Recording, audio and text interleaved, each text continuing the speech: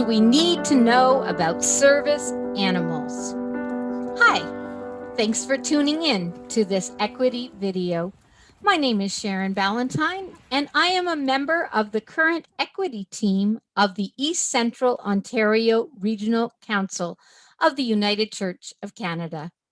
It is April 2021, and I am here to speak to you about service animals. Perhaps you have someone who attends your community of faith who uses a service animal. Please talk to each individual handler about their expectations for do's and don'ts, how you should engage or not engage.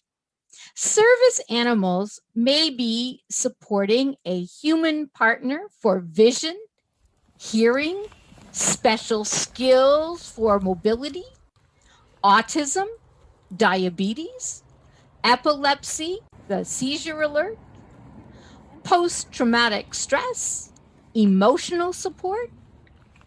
Many dogs become working dogs supporting a team as special canine units who might be trained to sniff out drugs, locate missing people, detect special substances for which they have been especially trained. These sorts of animals have specialized careers in the helping professions, such as police and firefighters. Though not service animals, there are a growing number of trained therapy dogs who receive training. They are a pet, but they accompany their owner to special visits, such as hospitals and long-term care facilities. Therapy animals are not service animals. It is not always self-evident why a person needs a service animal. The handler can choose to share that information, but does not have to do so. The service animal may not appear to be working to the passerby. Comments that appear to be questioning or appear to be challenging the person's need for a service animal can be experienced as judgmental and hurtful. A partnership that is very new, that is, the team has recently graduated, will be different from a more seasoned team that has been together for a number of years. It is important to not judge or compare a new dog to a prior one. It is appropriate to offer some assistance if you sense there could be a need for additional help. The handler may say, "No, thank you," to your offer. The handler and their dog are an independent team. What you imagine as frightening may be part of the team's everyday experiences. It is important to never grab a handler, their dog, leash, or harness.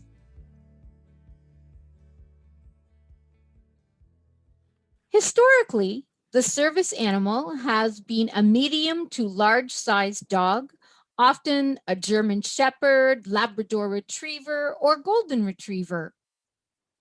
With people having more allergy concerns, other breeds such as poodles and even boxers and Dobermans are considered more hypoallergenic. People who do not rely on dogs to provide visual guidance may be using smaller dogs, such as the hearing ear dog or the seizure alert or diabetic alert dog. Numerous dog training schools exist across North America and throughout the world, each with different harness designs and different identifying characteristics to indicate the service animal is working. Some dogs may wear little jackets or vests to signify the school they graduated from or the role they serve as a service animal.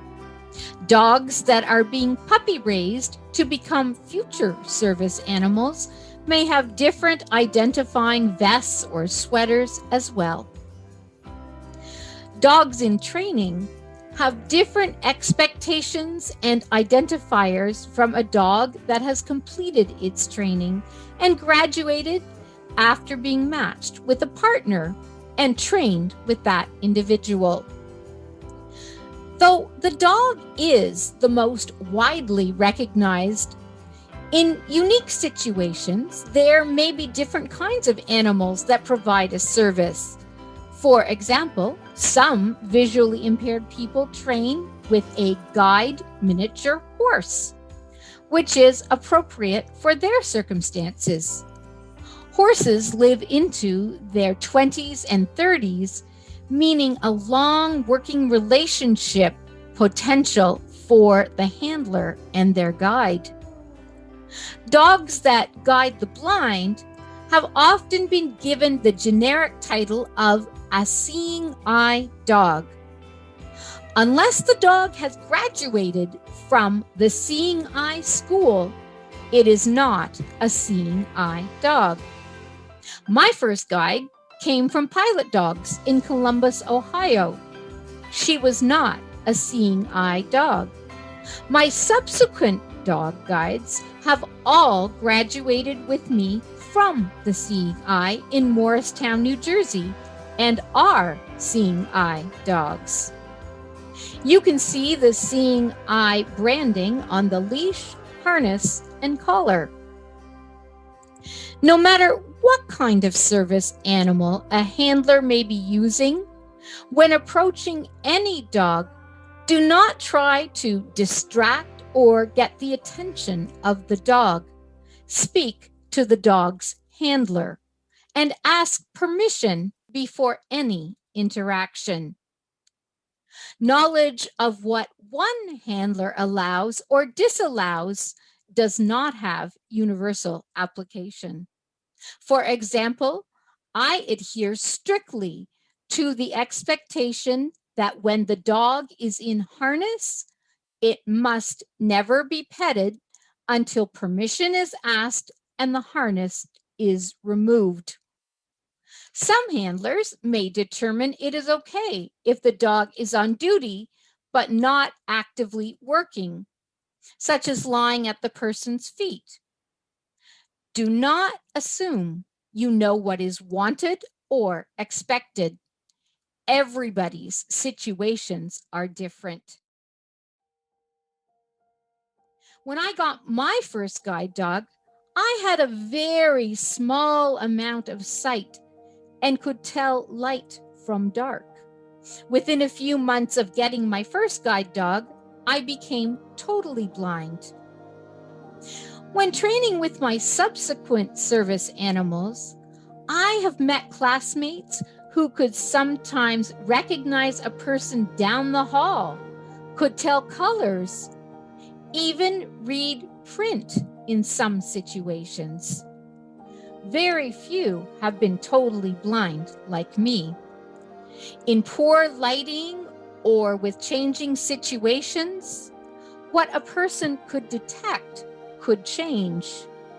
Likewise, a person with a service animal may have an mobility assistance dog that is adaptive to their changing realities, such as sometimes using no assistive devices, to a support cane, walker, or wheelchair. Some days, a person might be able to open a door and sometimes need their service animal to do that for them. A person with a seizure alert dog or for diabetes can never know when their dog will need to provide emergency support they are trained to give. It is truly amazing what service animals can be trained to accomplish. I know of a situation in which a blind person who had a guide dog for that purpose had her dog trained from a second school to work with the person when they became reliant on a wheelchair. Some deafblind people might have dogs that support to some degree their dual needs. I know of a person who has a service dog for autism support, who also has seizures, and the dog, without being taught, began alerting for seizures as the dog learned to sense the person's situation.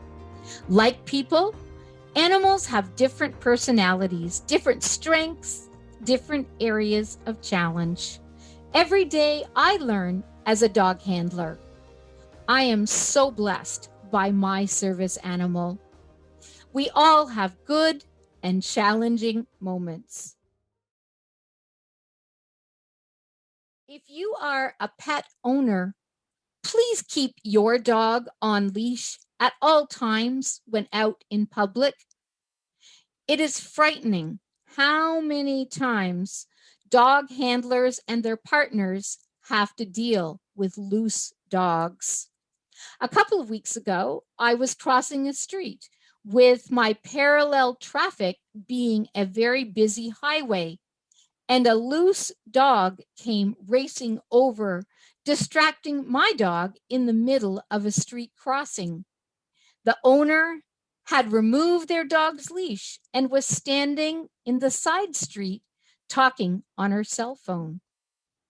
The person commented, their dog just wanted to say hello and sniff my dog, clearly not comprehending the danger. If my dog had veered us to the left or into the oncoming highway traffic. We got across the street, but those sorts of incidents are dangerous.